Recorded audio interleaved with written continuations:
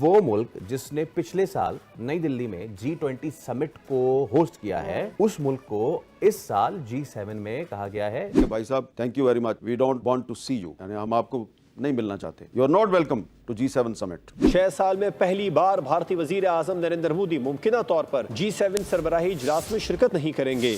मोदी को अभी तक कनाडा की जानिब से इजलास में शिरकत का बाज़ाब्ता तौर पर दावतनामा मौसूल नहीं हुआ। G7 कंट्रीज ने जो अपना समिट हो रहा है कनाडा में, तो उस समिट के लिए जो नरेंद्र मोदी को इन्विटेशन थी वो देने से इनकार कर दिया है, बल्कि ये कहा जा रहा है कि इन्विटेशन कैंसिल कर दिया। दोस्तों, एक इम्पोर्टेंट डेवलपमेंट आपको पता है कि हो चुकी है, और वो ये है कि इंडिया G7 की टेबल पर आ चुका है, यानी इंडिया अटेंड करेगा G7 की समिट। अब ये कैसे हुआ? Canadian prime minister mark Carney ने उनको फ़ोन किया और उनको कहा, मदऊ किया कि आप G7 समिट अटेंड कीजिए, तो आप प्राइम मिनिस्टर मोदी जा रहे हैं। जो मार्क कार्नी हैं प्रधानमंत्री कनाडा के, उन्होंने G7 समिट के लिए प्रधानमंत्री मोदी जी से फोन पे बात करी और बोला कि साहब you are invited to represent India, और आप आइए। G7 जो है उस पे ये कहा जा रहा था कि कनाडा इंडिया को इनवाइट नहीं करेगा। तो जो ये बात कह रहे थे या इसके ऊपर बहुत खुश हो रहे थे, तो उनका अब वो तज्जिया या अंदाजा गलत साबित हो गया है। एक तरफ देखें तो इंडिया की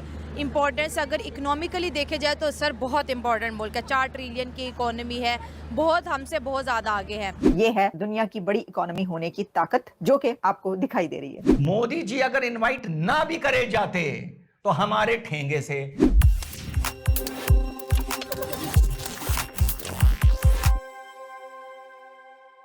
नमस्कार दोस्तों, आपका स्वागत है हमारे चैनल पर। आज हम बात करेंगे G7 समिट 2025 की उस बड़ी खबर की जिसने सबको चौंका दिया। पहले कहा गया कि प्रधानमंत्री मोदी जी को G7 समिट में आमंत्रित नहीं किया गया, लेकिन बाद में कनाडा के प्रधानमंत्री मार्क कार्नी ने खुद मोदी जी को आमंत्रित कर दिया। इस पूरे डिप्लोमेटिक ड्रामे ने पाकिस्तान मीडिया को भी काफी उलझन में डाल दिया। तो चलिए इस वीडियो में जानते हैं पूरा सच। शुरुआत में खबर आई थी कि G7 समिट में प्रधानमंत्री मोदी को आमंत्रित नहीं किया गया है। इस खबर ने पाकिस्तान में खुशी की लहर दौड़ा दी। वहां के मीडिया ने इसे भारत के लिए एक बड़ी हार बताया। लेकिन कुछ ही दिनों बाद कनाडा के प्रधानमंत्री मार्क कार्नी ने खुद फोन करके मोदी जी को G7 समिट में आने का ऑफिशियल निमंत्रण दिया। उन्होंने कहा कि भारत विश्व की 5वीं सबसे बड़ी अर्थव्यवस्था है और वैश्विक मुद्दों पर भारत की भागीदारी बेहद जरूरी है। ये आमंत्रण मोदी जी के लिए एक बड़ी डिप्लोमेटिक जीत मानी जा रही है, खासकर तब जब भारत पाकिस्तान के बीच तनाव बढ़ा हुआ है। पाकिस्तान मीडिया की खुशी जल्द ही मायूसी में बदल गई, क्योंकि उनकी उम्मीदें पूरी नहीं हुई। वहीं भारत इस निमंत्रण को अपनी वैश्विक स्थिति मजबूत करने का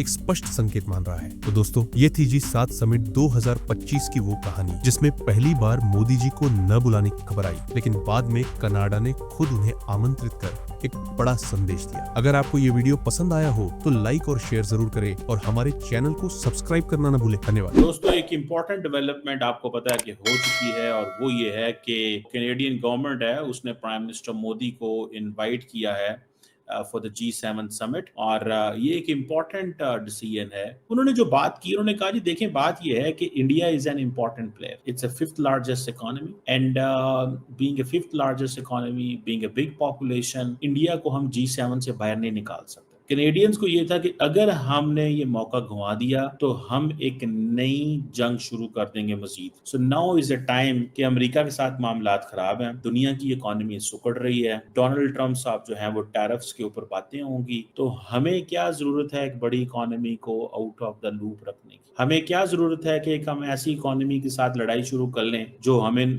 जिससे हमें फायदा हो रहा है? देखें, India is a big country, तो उनको इस चीज का अंदाजा है कि अगर हम ये करते हैं तो ये हमारे लिए एक मुश्किल पैदा हो जाए। सो हम नहीं चाहते कि ये चीज जो है, ये मुश्किल जो है वो हमारे सामने आए। सो इसलिए उन्होंने फैसला किया कि हम बुलाएंगे इंडिया को। India is an important player in terms of its demographic strength, it's economy, it's diaspora, young population, educated middle class, a good source of human being, an important place for world, for development, manufacturing. So mark Carney साहब ने जो invite किया है नरेंद्र मोदी साहब को, that is something a big development. आप ये बात याद रखें कि ऐसा हो नहीं सकता कि आप दुनिया की 5वीं या चौथी बड़ी इकोनॉमी को एक इतनी बड़ी कॉन्फ्रेंस से बाहर रख सके। कि अब हुआ ये है कि जो कार्नी है उन्होंने ये कहा है कि इंडिया जो कि दुनिया की इतनी बड़ी इकोनॉमी है, 5वीं बड़ी इकोनॉमी है, उसको हम इस समिट से बाहर नहीं रख सकते, ये उनका कहना था। इसमें ये बात याद रखें कि कहा यह जा रहा है कि G6 का पुश भी था,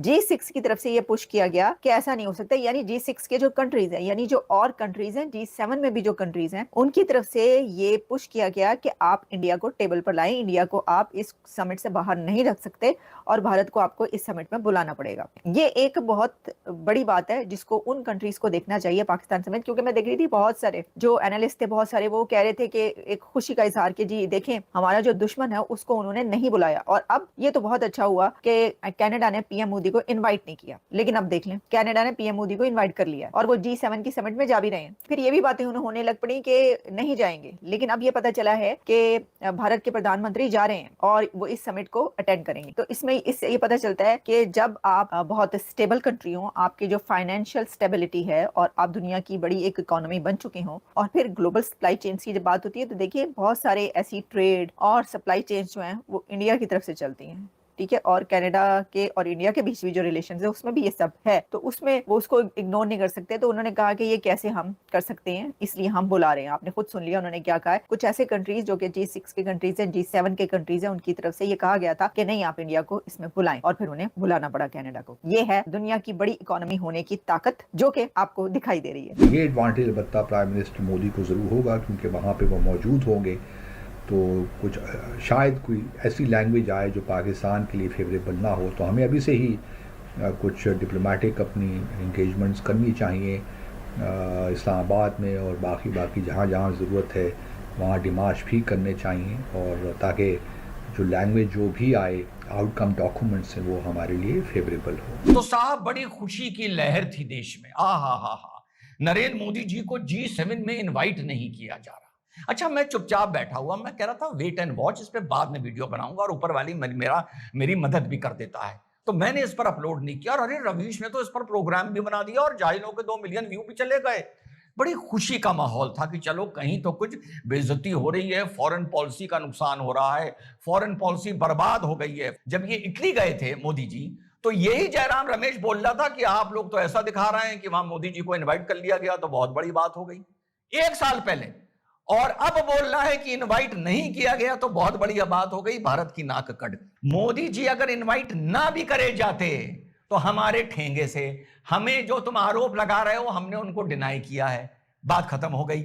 हमने जिसको ठोकना था हमने ठोका है। हमने ये सोच के ठोका था कि ठोकने के बाद अगर ठोकने का पता चल गया तो हमारे तुम्हारे रिश्तों की ठुक जाएगी, तब भी हमने तुम्हें ठोका। तो रिश्ते खराब एक G7 से होते हैं तो होते रहे। कनाडा कौन सा बड़ा इकोनॉमिक पावर बनने जा रहा है? कनाडा को भी मार्केट चाहिए, टेरिफ वॉर के चलते अमेरिका से हटके उसको दुनिया में मार्केट ढूंढना है, और इंडिया से बेटर मार्केट उसको मिलेगा नहीं। तो ये बात वहां चल रही थी, इसमें कोई डाउट नहीं है। लेकिन वहां की गवर्नमेंट ने, वहां की पॉलिटिकल डिस्पेंसेशन ने ये तय करा कि नहीं भाई, निज्जर की बात चलती रहेगी, लेकिन मोदी जी को अगर अवॉइड करोगे तो नुकसान हो जाएगा। और उनका ये सोचना था कि यहां पर यार ये 1 महीने में कितने धुआं हो गए, मुझे तो समझ ही नहीं आ रहा कुछ बचेगा भी या नहीं आगे धुआं होने के लिए। मोदी जी जरा बस करो और फिर बता दो, मोदी जी जाए ना जाए, भारत के वर्चस्व पर इसका कोई फर्क नहीं पड़ता, इनवाइट हो ना हो इसका कोई फर्क नहीं पड़ता। भारत दुनिया की एक उभरती हुई इकोनॉमी है, साउथ एशिया की सबसे बड़ी पावर है, जिसको के G7 कंट्रीज भी बड़ा इंपॉर्टेंट समझते हैं और अपने हर समिट में उसको दावत देते हैं। खत्म, bye bye, tata, goodbye, गया।